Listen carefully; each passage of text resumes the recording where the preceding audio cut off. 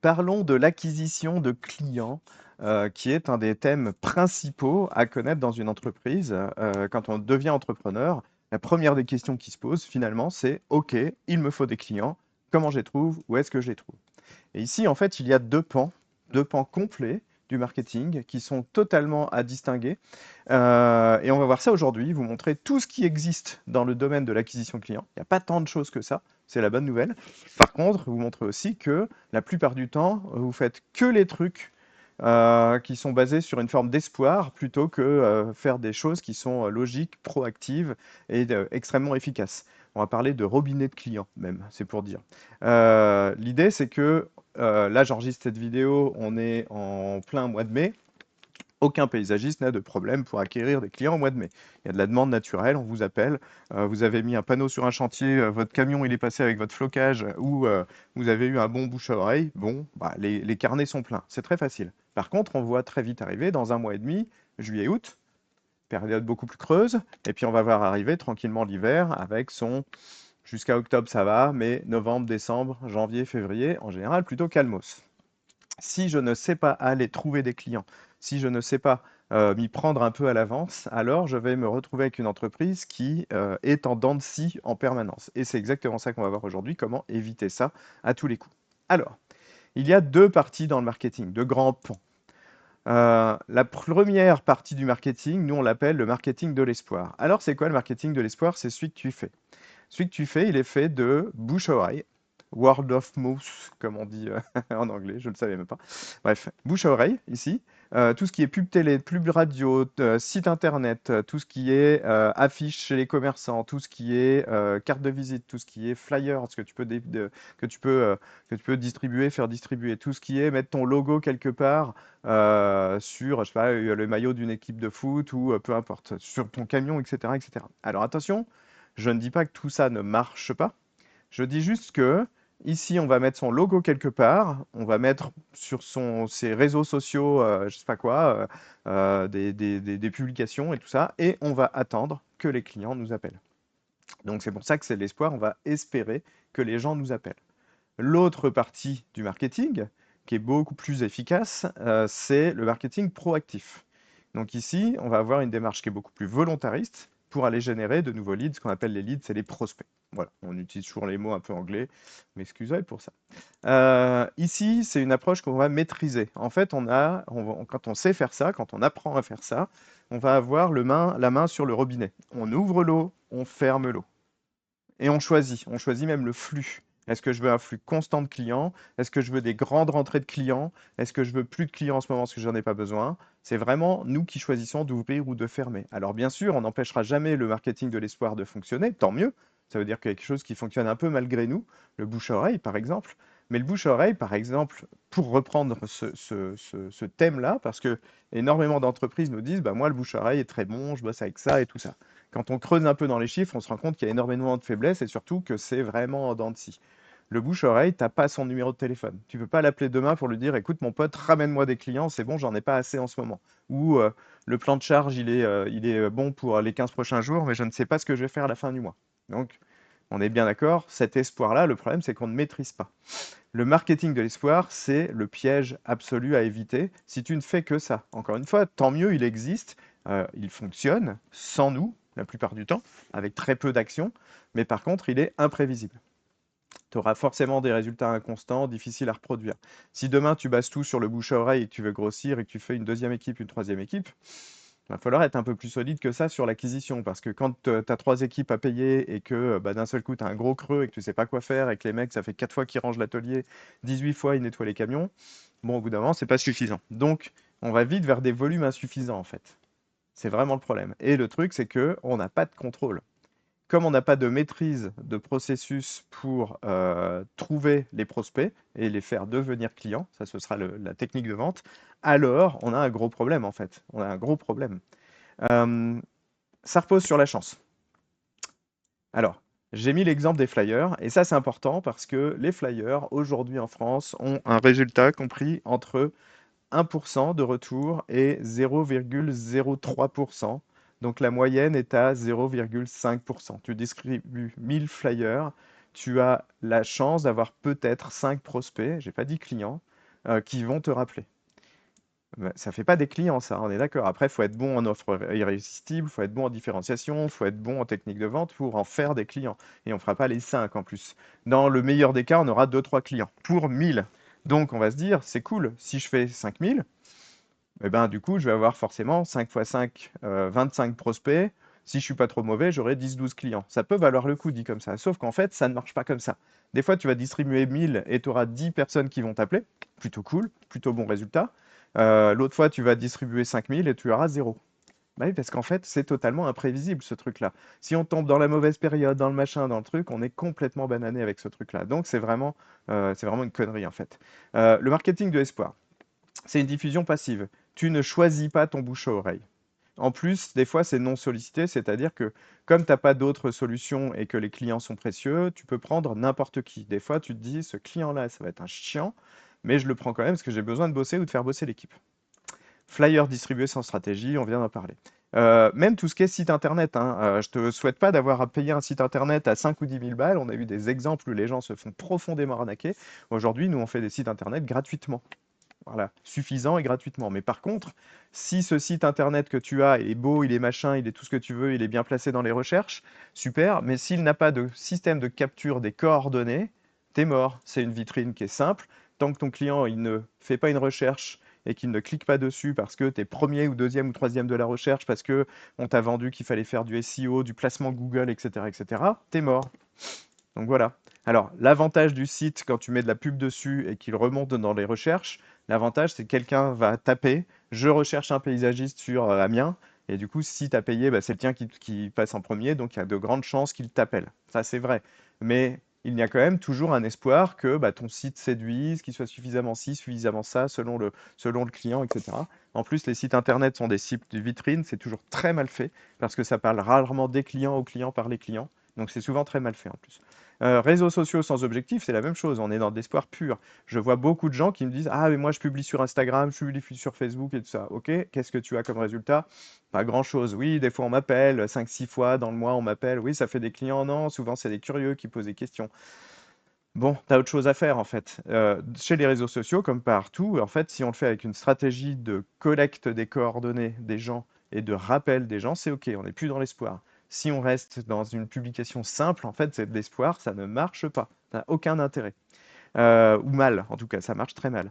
L'espoir comme stratégie, c'est vraiment pas suffisant en fait. Donc, l'autre pan du marketing, c'est l'acquisition proactive.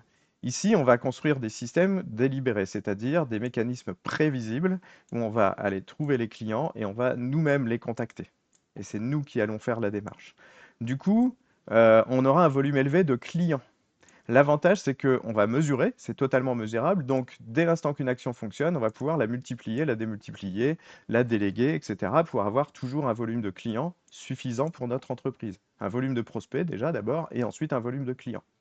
Tout ça est mesurable. C'est vachement important de suivre, d'analyser et d'optimiser les canaux d'acquisition client parce qu'il y en a qu'on va essayer qui vont pas marcher, il y en a qui vont essayer qui vont avoir un petit quelque chose donc il va peut-être falloir creuser un peu et puis il y en a qui vont marcher un temps et qui ne marcheront plus et si on mesure, on peut toujours analyser, comprendre, améliorer. Si on ne mesure pas, c'est toujours pareil, on est mort. Donc tout ça, ça peut paraître un peu inquiétant. En réalité, c'est extrêmement simple. C'est vraiment voilà, aujourd'hui, on a des outils en plus pour faire toute la mesure et tout ça, donc c'est vraiment très simple et par contre, c'est extrêmement efficace. Je vais te donner quelques exemples. Première stratégie d'acquisition de clients proactive, aller trouver des partenariats.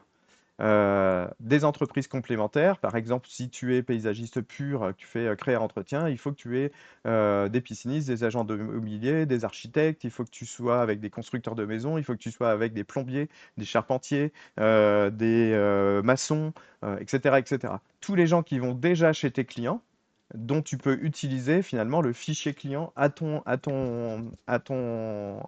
goût, quoi. Bien sûr que tu vas proposer des offres irrésistibles de partenariat. Donc ça, je te rappelle qu'il y a une vidéo offre irrésistible qui existe sur cette chaîne, va la voir. On va formaliser des accords gagnant-gagnant, en gros avec des commissions ou des échanges de coordonnées, mais souvent c'est les deux. On va échanger les coordonnées et si toi, ton plombier t'a envoyé des coordonnées de clients et que tu travailles avec eux, tu lui dois des sous et vice-versa. Et puis, le truc dans les partenariats comme ça, c'est qu'on va devoir entretenir. On va devoir maintenir des relations solides, mutuellement bénéfiques. Ce sera à toi de faire le taf. Si tu veux développer ta société, ne pas attendre sur le partenaire. Souvent, ils sont un peu novices là-dedans. Donc, toi, il faut que tu te professionnalises là-dedans, c'est normal. Donc, ici, ce qui est intéressant, c'est que plus on va faire de partenaires, plus on va les solliciter, plus eux, ils nous enverront de coordonnées que nous rappellerons. C'est pas ils nous envoient des clients, ils nous envoient les coordonnées des clients et nous, on les rappelle. C'est dans ce sens-là que ça fonctionne. L'avantage ici, c'est qu'on saura que tel partenaire, quand on le relance tous les ans, il va nous envoyer 10, 15, 20, 30. Et bien du coup, on va aller. Voilà. Et de partenaire en partenaire, parce qu'on mesure tout, on va savoir lesquels sont bons dans le truc, lesquels sont excellents. Et du coup, en travaillant avec eux, on aura un flux constant de coordonnées. Et sur ces coordonnées, on va faire de la statistique où on saura que les gens qui sont envoyés par mon partenaire plombier, en moyenne, je les transforme en clients dans 30 ou 40% des cas, ou 50%, ou 60%, peu importe en fait. Mais l'avantage, c'est de se dire, bah voilà, il m'a envoyé 100 coordonnées cette année, j'en ai transformé 40, bon, bah, il m'a ramené 40 clients. Ça, c'est génial parce que l'année d'après, ça peut recommencer. Et donc ça, c'est totalement mesurable et on peut continuer. Lui, sur les 40 clients, comme il a touché, il est très très très content de continuer. Par contre, si on ne lui donne pas le chiffre à la fin de l'année ou la statistique, il va pas forcément se rendre compte à quel point ça lui a reporté. C'est normal. Donc c'est pour ça qu'on doit entretenir aussi nos partenaires là-dessus. Deuxième stratégie, maximiser la valeur de tes clients actuels. Aujourd'hui, tu as l'actif le plus précieux de ton entreprise. Ta mine d'or, en fait, c'est ta clientèle existante. On ne rappelle jamais assez souvent nos clients. Quand tu as des clients que tu as déjà eus, par exemple en création, tu fais pas l'entretien chez eux, peu importe, eh bien tu peux toujours les rappeler pour voir s'ils sont toujours contents de leur jardin, leur proposer des nouvelles choses, leur montrer que tu as des services saisonniers. Je pense justement à l'été où c'est parfois un peu plus difficile. Merde. Pour toi, bah, tu peux inventer des services de nettoyage de terrasse, de décoration des jardins pour les barbecues, etc., etc. Et cetera. Et en fait, si tu vas les proposer à tes anciens clients, tu vas voir que tu vas taffer tout simplement. On peut imaginer des programmes de parrainage, donc ce seront des offres irrésistibles de parrainage pour inciter tes clients à te recommander activement. Et une recommandation active, c'est quand ton client te donne des coordonnées à recontacter. C'est pas quand il dit ah oui, je parlerai de vous. C'est pas ça. Ça, c'est du bouche-à-oreille, c'est de l'espoir. Nous, on veut qu'il nous donne des coordonnées que nous allons rappeler nous et nous allons appliquer à ces coordonnées, à ces nouveaux gens, à ces nouveaux clients potentiels, nos systèmes de vente, qui fait qu'on sait ça l'améliorer. Et puis, ça va nous permettre de récolter des témoignages qui seront des preuves sociales puissantes qu'on pourra égrener ça et là de manière intelligente dans notre écosystème de vente pour convaincre les nouveaux clients, les nouveaux prospects de devenir clients. Donc ça, c'est vraiment tout un système de fidélisation et de recommandation. Et on peut faire un programme de parrainage où on dit, bah, si vous m'envoyez un parrainage, vous avez ceci. Si vous m'envoyez trois personnes et qu'on travaille avec eux, vous avez ceci. 5, 8, 12. Enfin là, on peut faire un truc qui est graduel comme ça, qui est très très intéressant et très intelligent au final. Ensuite, autre stratégie pour capturer des coordonnées, parce que le nerf de la guerre, c'est ça, c'est en ligne. En gros, on va proposer, par exemple, des guides exclusifs. Les 5 étapes pour planifier votre projet paysager idéal. Ça, les gens qui vont cliquer pour le télécharger en ligne, eh bien, ils devront laisser leurs coordonnées pour pouvoir accéder à leur guide. L'avantage ici, c'est que les gens qui vont le télécharger, vous avez les coordonnées et ils vous ont dit un truc. Ils vous ont dit, hey, hey, j'aimerais changer mon paysage là. Ah oui, sinon tu télécharges pas le guide. Si moi je vois un guide un jour, les 3 étapes pour avoir un maquillage parfait tous les matins et être fraîche, globalement je suis pas la cible, mais je vais pas le télécharger. Par contre, effectivement, ma chérie, elle va peut-être le télécharger bah, parce que c'est une fille, parce qu'elle est concernée par le maquillage, etc., etc. Donc c'est une façon de qualifier les clients, cette chose-là, de leur donner du gratuit et ce qu'on appelle un point de touche, c'est-à-dire une partie des connaissances qu'il leur manque pour, mais surtout, ils nous ont laissé les coordonnées et nous, on a une stratégie de rappel derrière où on va faire petit à petit en sorte qu'ils deviennent des clients. Donc ça, c'est vraiment très, très, très, très fort. Tout ce qui est consultation offerte, diagnostic du jardin, première visite, etc. Donc là, c'est vraiment l'occasion de rencontrer les prospects, mais surtout, on a du pouvoir sur eux parce qu'on sait où ils habitent, qui ils sont et leurs coordonnées. Dès l'instant qu'on a ces choses-là, en fait, on a du pouvoir sur les gens. Ensuite, tout ce qui est études de cas, et pareil, on va montrer des projets réussis, des photos avant-après, etc. Mais surtout des inspirations. Et là, ce sera pareil, tout ça, les études de cas, ce sera sous couvert de donne-moi tes coordonnées, que je t'envoie les études de cas qui ressemblent le plus à ton problème à toi. On peut imaginer que les gens tombent sur un questionnaire, selon les réponses à leur questionnaire, ils aient telle ou telle chose. Tout ça, c'est automatique aujourd'hui sur Internet. Et puis, on peut imaginer un estimateur de coûts. Ça, c'est très facile à faire avec une intelligence artificielle, où on va dire aux gens, bah, tiens, pour estimer simplement votre projet, euh, cliquez sur mon estimateur de coûts, pouf, laissez vos coordonnées, ça ouvre les accès au truc. Et vous, encore une fois, vous avez à la fois des gens qui vont vous laisser leurs coordonnées, qui vont vous dire bah, où ils sont, comment ils habitent, etc. Et surtout, dans l'outil, eh ben, ils vont donner plein de choses. Mon jardin fait tel truc, j'ai telle idée, tel machin, tel truc. Vous avez tellement d'informations que leur vendre après devient extrêmement simple. Et ça, c'est proactif. Et bien entendu, là, c'est un peu l'étape d'après. C'est pas tellement une quatrième stratégie, mais dès l'instant qu'on a des coordonnées, les gens rentrent dans un processus de vente structuré. Pour faire rapide, justement, on va les contacter rapidement. Alors les minutes qui suivent, en général, c'est les minutes ou la journée qui suit, ça suffit, mais la vitesse est cruciale. Si on appelle les personnes qui ont téléchargé un guide 3 semaines plus tard, c'est mort en fait. Ils ont même oublié qu'ils avaient téléchargé le guide, ils l'ont même peut-être pas ouvert. Enfin voilà. Donc la vitesse, c'est important. On va qualifier. On va voir si le prospect correspond à notre client idéal. Ça veut dire qu'il aura fallu qu'on définisse notre client idéal avant. Ça va nous permettre de clarifier ses besoins. Bien sûr, on va rentrer dans des rendez-vous structurés. Avant le rendez-vous, on aura envoyé tout un tas de choses qu'on appelle du nurturing, c'est-à-dire de quoi le nourrir. Ce qui veut dire que votre client, quand vous arrivez, il vous a déjà vu une fois, deux fois, trois fois, quatre fois par rapport à tout ce que vous lui avez envoyé. Donc, vous avez bâti de la confiance. Maintenant, on va bâtir l'envie pendant le rendez-vous. Et puis, derrière ça, une fois que tout ça est fait, qu'on peut arriver justement avec un projet tout prêt, eh bien, on va devoir juste gérer les objections, montrer l'offre, gérer les objections s'il y en a, et repartir avec le paiement directement. Donc ça, si tu veux savoir apprendre à faire ça, si tu veux t'amuser avec nous et tout, la première étape chez nous, c'est que tu prends ton rendez-vous rendez-vous offert pour qu'on puisse analyser ton entreprise. Ça dure 15-20 minutes, 25 minutes quand on est un peu bavard. L'idée, c'est vraiment on analyse ton entreprise, on analyse ta force entrepreneuriale, tes besoins, tes envies, tes objectifs, et on te donne une première feuille de route très précise pour te montrer ce qu'il te faut exactement pour que ton entreprise aille vers là où tu aimerais qu'elle aille et là où tu ne sais pas forcément le faire tout seul. C'est bien normal. Donc n'hésite pas, tu as les liens en dessous de cette vidéo, dans les commentaires, dans la description. Maintenant, vraiment, c'est le bon moment pour toi, pour prendre ce rendez-vous. Voilà, si tu hésites encore une fois, c'est offert, tu n'as rien à donner. Par contre, on aura tes coordonnées. Tu as bien compris.